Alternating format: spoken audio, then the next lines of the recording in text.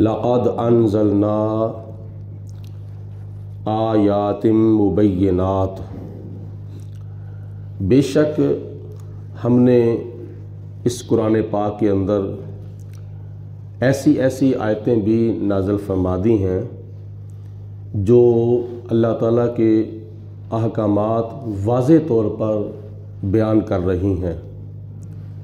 जैसे मुहकम आयात बय्यनात हैं जिनमें अल्लाह पाक ने किसी काम के करने का हुक्म दिया है और किसी काम से बचने का हुक्म दिया है।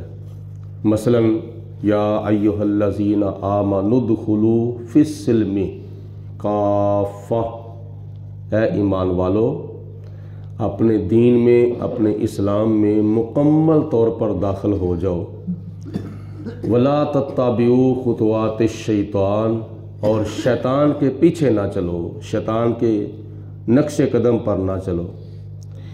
ऐसी ऐसी आयतें अल्लाह पाक ने नाज़िल फरमाई हैं जिनको समझने में बंदा मुश्किल में नहीं पड़ता बल्कि बड़ी आसानी के साथ समझ जाता है।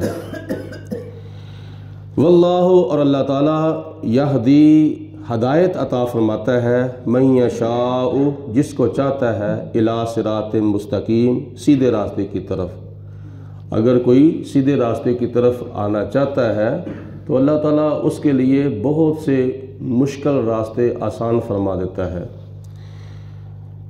वयक़ूलूना आमन्ना बिल्लाहि, और वो लोग कहते हैं कि हम अल्लाह पर ईमान लाए हैं। व बिर्रसूली, और अल्लाह के प्यारे रसूल अलैहिस्सलातु वस्सलाम पर भी ईमान लाए हैं। व अतअना, और हमने अल्लाह के रसूल की अताअत भी की है। कौन लोग कहते हैं? सुम्मा यतवल्ला फरीक़ुम मिनहुम, और उनमें से एक गिरोह ऐसा भी है वो मुंह फेर लेता है, मिन बाद ज़ालिका, इसके बावजूद, पता होने के बावजूद मुंह फेर लेता है। यानी जो मुसलमान हैं वो तो कहते हैं कि हम अल्लाह पर भी ईमान लाए हैं, अल्लाह के रसूल अलैहिस्सलाम पर भी ईमान लाए हैं, और हमने अल्लाह और अल्लाह के रसूल अलैहिस्सलाम की अताअत भी की है, उनका हुक्म भी माना है। लेकिन इन कलमा पढ़ने वालों में ही, इन नमाज़ें पढ़ने वालों में ही एक गिरोह ऐसा है जिनको मुनाफिकों का गिरोह कहा जाता है। वो मुंह फेर लेते हैं इसके बावजूद। वमा उलाइका बिल मुमिनीन, और अल्लाह फरमाता है कि वो हकीकत में मोमन नहीं है, वो हकीकत में मुसलमान नहीं, बल्कि वो ऊपर ऊपर से मुसलमानों के साथ हैं और अंदर से वो काफिरों के साथ हैं। तो इस आयत मुबारका में अल्लाह पाक ने मुनाफिकों की तरफ इशारा फरमाया है। और दूसरे नंबर पर उनकी अलामत ये है, व इज़ा दुऊ इलल्लाहि व रसूलिही लियहकुमा बैनहुम, और जब उनको अल्लाह और अल्लाह के रसूल की तरफ बुलाया जाता है ताकि उनके दरमियान फ़ैसला किया जाए, यानी नबी पाक अलैहिस्सलाम की तरफ उनको आने की दावत दी जाती है, अल्लाह की तरफ जब उनको बुलाया जाता है तो इसलिए कि उनके जितने भी झगड़े हैं उनमें फ़ैसला किया जाए कि कौन सच्चा है और कौन झूठा है। इज़ा फ़रीक़ुम मिनहुम मुरिदून, तो वो मुनाफिकों का जो गिरोह है वो कन्नी कतरा के चला जाता है, मुंह फेर लेता है। व इन यकुल लहुम, और जब उनके लिए कोई फ़ैसला किया जाता है, अल हक़, उनके हक़ में, जब उनके हक़ में फ़ैसला किया जाता है तो फिर या अतू इलैहि मुज़इनीन, तो वो फर्मा बरदारी करते हुए हजूर अलैहिस्सलातु वस्सलाम के पास आ जाते हैं। यानी जब उनको पता होता है कि हम झूठे हैं, हम हक़ पर नहीं हैं, तो फिर वो नबी पाक अलैहिस्सलाम के पास फ़ैसला कराने के लिए आते ही नहीं हैं, दूसरी तरफ मुंह फेर लेते हैं। तो जब उनको ये पता होता है ना कि हम सच्चे हैं, हम हक़ पर हैं, हम ठीक हैं, तो फिर वो नबी पाक अलैहिस्सलाम की बड़ी फर्मा बरदारी करते हुए हजूर अलैहिस्सलाम के पास आ जाते हैं। जब उनके हक़ में फ़ैसला होने का इम्कान होता है तो फिर आ जाते हैं। تو جب ان کے خلاف فیصلہ ہونے کا امکان ہوتا ہے تو پھر وہ منہ پھیر کے چلے جاتے ہیں۔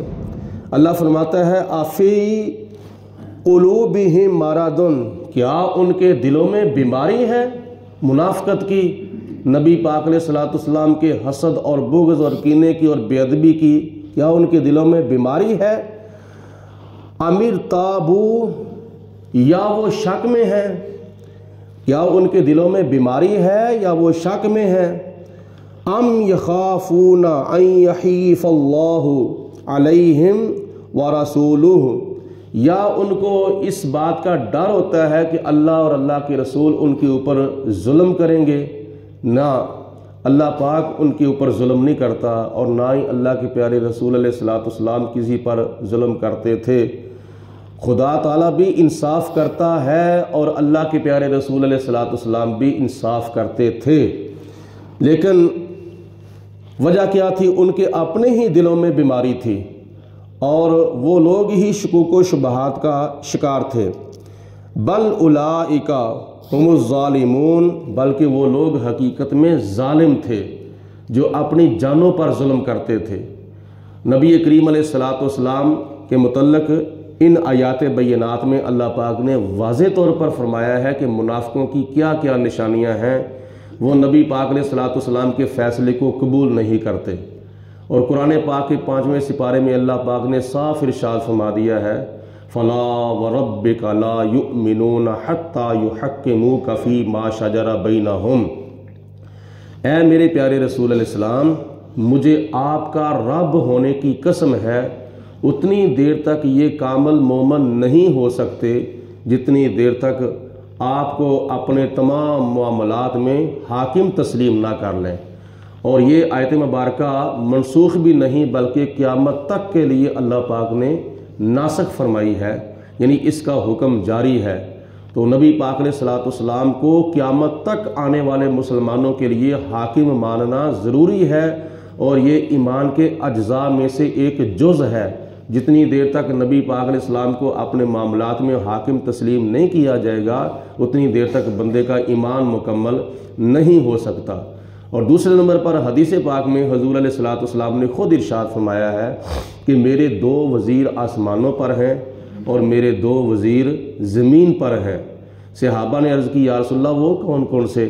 نبی پاک علیہ السلام نے فرمایا آسمانوں پر میرے 2 وزیر حضرت جبرائیل علیہ السلام ہیں اور حضرت میکائیل علیہ السلام ہیں، اور زمین پر میرے 2 وزیر حضرت امیر المومنین حضرت جناب ابو بکر صدیق رضی اللہ تعالیٰ عنہ ہیں اور حضرت سیدنا عمر فاروق رضی اللہ تعالیٰ عنہ ہیں۔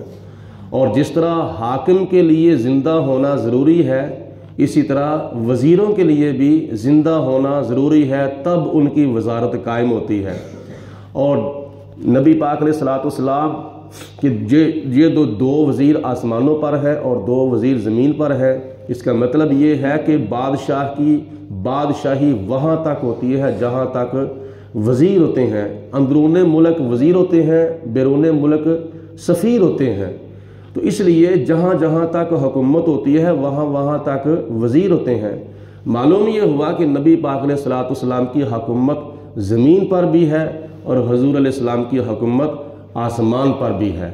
اور جس طرح حضرت جبرائیل علیہ الصلوۃ والسلام زندہ ہیں، حضرت میکائیل علیہ السلام زندہ ہیں، حضور علیہ السلام کے وزیر ہیں، اسی طرح حضور علیہ السلام کے زمین والے وزیر جناب ابو بکر صدیق رضی اللہ تعالیٰ عنہ بھی زندہ ہیں، اور حضرت عمر فاروق رضی اللہ تعالیٰ عنہ بھی زندہ ہیں، کیونکہ ان کے حاکم نبی کریم صلی اللہ علیہ وسلم ہیں، اور حاکم کے لیے زندہ ہونا ضروری ہے، مردہ حاکم نہیں۔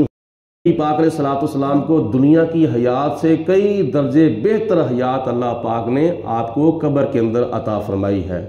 تو اگر شہید قیامت تک کے لیے زندہ ہے وَلَا تَقُولُوا لِمَنْ يُقْتَلُ فِي سَبِيلِ اللَّهِ أَمْوَاتٌ بَلْ أَحْيَاءٌ وَلَٰكِن لَا تَشْعُرُونَ، تو شہید کو جو شہادت ملی ہے وہ نبی پاک علیہ الصلوۃ والسلام کا کلمہ پڑھنے کی وجہ سے ملی ہے۔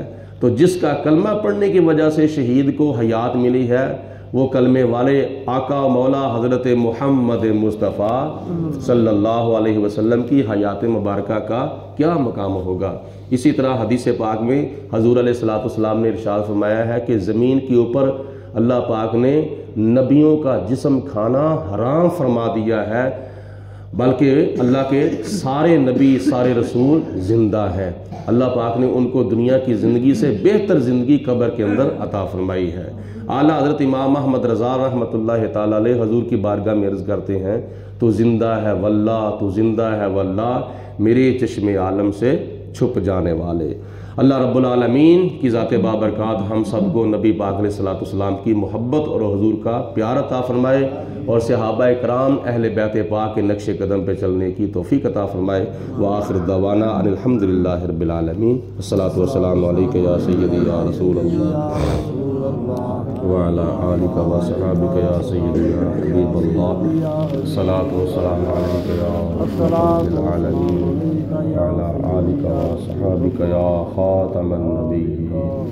اللہم صلی علی سیدنا محمد طب القلوب و دوائها و عافیت الابدان و شفائها و نور الابصار و ضیائها و قوت الارواح و غذائها وعلى آلہ وصحبہ وبارک وسلم۔ اللہم ربنا انزل علینا مائدۃ من السماء تکون لنا عیدا لأولنا وآخرنا وآیۃ منک وارزقنا وانت خیر الرازقین۔ وافوض امری الی اللہ ان اللہ بصیر بالعباد لا الہ الا انت سبحانک انی کنت من الظالمین۔ یا اللہ پاک اپنا فضل و کرم رحمت برکتیں ہمارے شامل حال فرما۔ یا اللہ ہمارے صغیرہ و کبیرہ گناہ معاف فرما۔ یا رب العالمین ہمیں قرآن پاک پڑھنے کی، سننے کی، سمجھنے کی، اس پر عمل کرنے کی توفیق عطا فرما۔ ہمیں دنیا کی چند روزہ زندگی شان کی عطا فرما، اس کے بعد موت ایمان کی عطا فرما۔ بیماروں کو شفائے کاملہ صحت عاجلہ عطا فرما، مقروضوں کو قرضے سے چھٹکارا عطا فرما۔ یا اللہ پاک سب کو نبی پاک علیہ السلام کی محبت اور حضور علیہ السلام کے پیار میں جینے کی اور مرنے کا موقع نصیب فرما۔ اپنے دین، ایمان، مسلک و مذہب پر استقامت نصیب فرما۔ شیطان کے شر سے، نفس کے دھوکے، موت کی سختی، قبر کے عذاب سے، حشر کی شرمندگی، دنیا اور آخرت کی ذلت اور رسوائی سے محفوظ فرما۔ وصلی اللہ علی حبیبہ محمد وآلہ وصحبہ اجمعین برحمتک۔